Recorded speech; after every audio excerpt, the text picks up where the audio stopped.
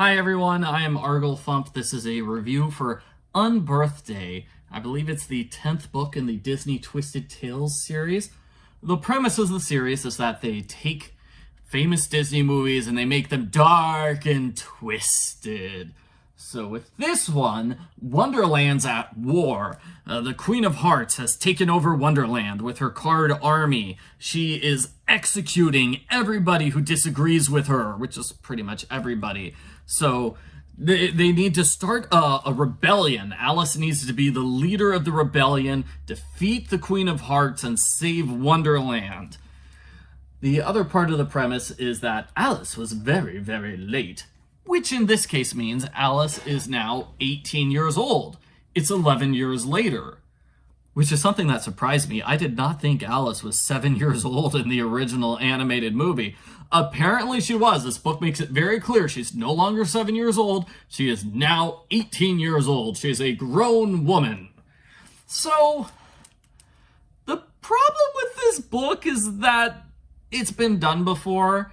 Have you heard of the Tim Burton Alice in Wonderland movies? They had the exact same premise. Alice is now a grown woman and she has to stop a war in Wonderland. And I'm sorry, but the movie does it better. Those movies are visually interesting and, well, we don't get any visuals because this is just a book.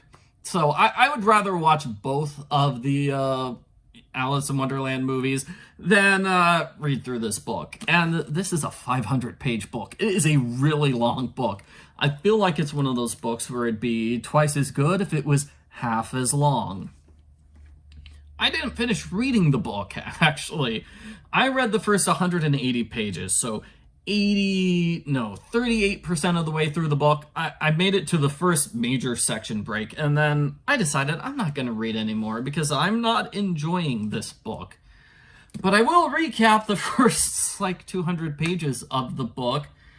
So, the first major part of the book is it tries to give a sense of who Alice is and develop her life outside of Wonderland. So we get to see her interact with her parents and her sister, who's big with political stuff. And there's a lot of political stuff. I know the author's political opinions. I know how the author feels about Brexit, because the author is not shy about dumping modern-day political commentary on this Alice in Wonderland story, which is supposed to be a funny kid's story from the 1800s. It doesn't really fit to have characters who are living in the 1800s commenting on modern-day political events. It just felt like that was forced. And Alice meets a young Jewish man named Mr. Katz, who's a lawyer, and he's quite charming. And I actually did like Mr. Katz. He was the most interesting part of the book. And it's very rebellious because her parents will definitely not approve of an English woman marrying a Jewish man. And she's also got an aunt who's rather improper too. And she does photography for a living. That's Alice's big deal. She likes taking photographs. And the story really gets started when she notices some of the photographs turned out wrong. So one photograph looks like the Mad Hatter, and one photograph looks like the Queen of Hearts, and the photograph that Alice took of herself is of a tortured young woman. It was kind of grim and gross, and that's how Alice realizes she needs to go to Wonderland. So that is 70, 80 pages, everything I've said just now, 70, 80 pages before Alice actually goes into Wonderland. I feel like it should have been more like 30 pages, 40. Let's give 2 chapters to Alice outside of Wonderland, but really we want to get to the Wonderland stuff as quickly as possible. I feel like, it just spent too much time on stuff that has nothing to do with Wonderland and has nothing to do with the plot, because Alice is going to be in a totally different place for the rest of the book. I was going to use Mulan as a good example. That kind of happens with Mulan, where the movie tries to rush through the opening part to the part where she joins the army. Because when she joins the army, she's in a completely different spot with completely different characters. I don't want to say the first 10-15 minutes of Mulan are irrelevant. I mean, they're still good, but like it tries to rush through that stuff as much as possible, and I feel like this book should have done that. It should have rushed through that and gone to Wonderland as soon as possible. Also with Wizard of Oz, the famous Wizard of Oz movie, I felt that way too with the black and white segment at the beginning. I recently rewatched the movie, and that black and white stuff it's actually pretty good, and it's not that long. But I remember being a kid, being so bored by it. It's like, when are we going to get to the good stuff? And even like the Alice in Wonderland movie, the animated one, it's not very long before she gets into Wonderland. She basically goes at the very beginning. They do not spend a lot of time focusing on her and her life. I understand why the author, would want to make Alice a more developed character and build her world, so to speak. But at the same time, it's a Wonderland book. We got to get to Wonderland. I feel like we should have been going to Wonderland as soon as possible. So, the tortured woman that Alice sees in her photograph is actually Mary Ann. Remember the white rabbit kept calling Alice Mary Ann? Well, apparently there is a woman named Mary Ann who looks just like Alice. And that's kind of an interesting premise. I wish that had been the premise. Like, Alice has a Wonderland twin. What if her Wonderland twin shows up and tries to take over her life? And wow, that would have been cool, because it would have justified the spending 80 pages showing what her life is in the real world. Also, going back to the Wizard of Oz, in the Wizard of Oz movie where they try to make parallels between the people in her life and the people in Oz, that's what happens in this book too. It tries to make parallels between, this person in her life is like the Mad Hatter, and so on and so forth. So that kind of makes it a bit more related. I did see one complaint from somebody who says that Alice goes back to the real world. There's a big interlude where Alice returns to the real world, and that happened with the Tim Burton Alice in Wonderland movies too, unless I'm mistaken. Whereas we're just gonna have a 10-minute interlude of Alice in the real world, and people have complained about that because you could watch the movie and you could fast forward through the part where she goes back to the real world briefly, and you would miss nothing. And so that was a complaint about a part of the book I hadn't read, though. Getting back to the book. Sorry, I'm getting a little off topic. I'm a little mad, I suppose. No, that was a laugh of Tigger from Winnie the Pooh. That was not the Mad Hatter. The Mad Hatter is really awesome in the original Alice in Wonderland movie. Like, he's played by Ed Wynn, and he's great. Whereas in this version, I didn't like him as much. The premise is that he's becoming more humanoid and logical, and so he's getting taller and doesn't like saying silly things all the time. And that makes the people of Wonderland dislike him. They're scared of him. He's becoming more human and logical. And I'm like, okay, that makes sense that they would be scared of a logical Mad Hatter. But at the same time, he's the Mad Hatter. I just wanted to be funny and silly. Like, he should be great. The March Hare is not in this. So I feel like both those are things called... the TV tropes called it send out the clowns, where a book or a movie will get rid of the funny comedy relief characters because it's trying to be dark and serious. And that's definitely something that's happened for a lot of the Twisted Tales books. Like, Peter Pan, just off of my head, Peter Pan got rid of Mr. Smee. He's not there because he's funny comedy relief. And I think they sidelined Olaf in the Frozen one as well. Could be wrong.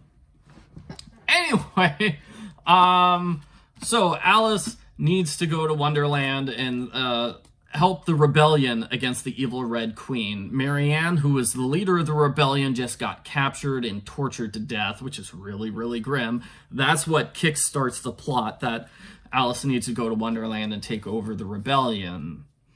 So she shows up in Wonderland at an arena. Apparently, the Queen of Hearts has public executions every single day, and you need to attend one execution a month, otherwise you're considered disloyal and you will be executed next.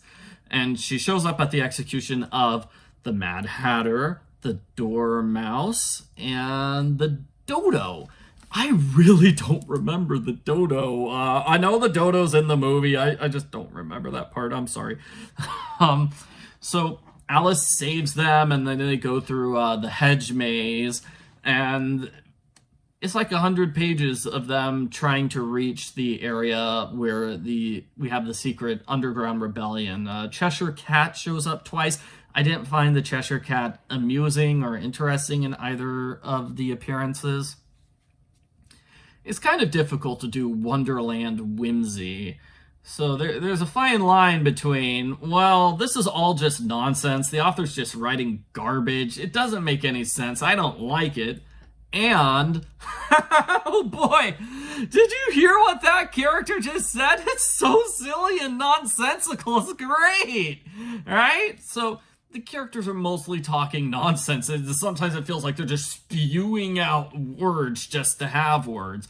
And it's hard to balance that, especially when you're trying to do a dark and serious book. So you can't lean as heavily on like the funny nonsense jokes.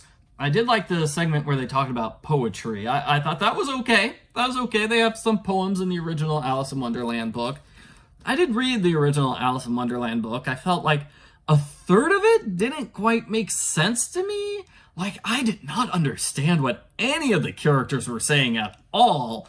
And this one, I feel like we had a lot more of the characters talking, and I just don't understand it. Yeah.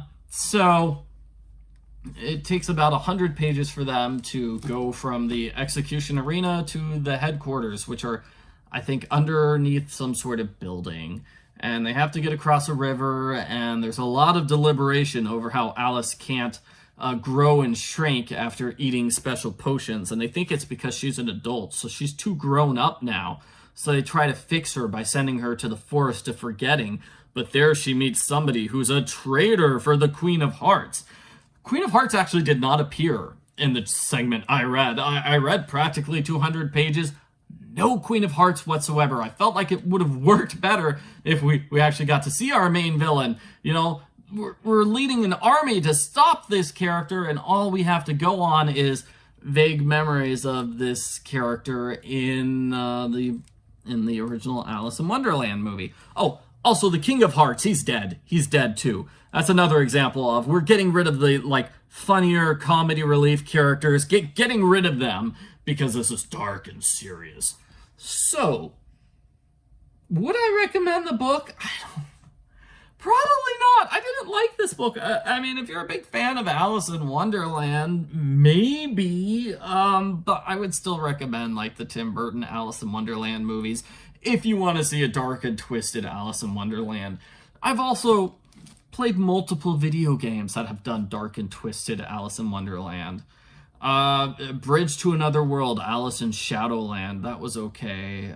Never Tales Number 3 was really good, where the Queen of Hearts was like running a casino, and that makes sense because she's dealing with cards all the time. And I felt like that was probably my favorite of like the dark and scary Alice in Wonderland. Though the movie, like I said, the movie is pretty good too.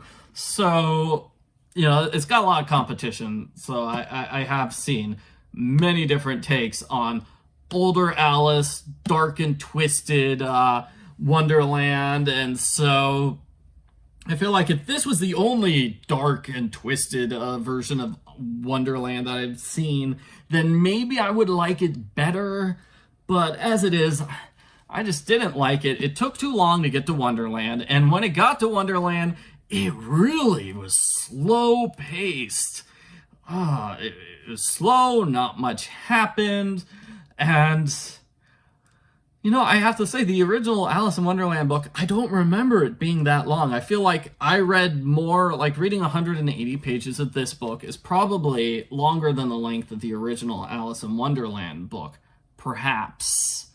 I've also played Fiction Fixer's Alice in Wonderland, which had a couple of dark elements, mostly just at the end, where you had to stop an evil bad guy who was not in the original Alice in Wonderland book. So, thank you for watching. Hope you enjoyed my review. Sorry I didn't finish reading the book, but it was something I didn't enjoy. you know, I've already sunk in like 3 hours of reading this book, and I feel like that's enough. It was enough for me to know this is not the book for me. So thanks for watching my review. Bye.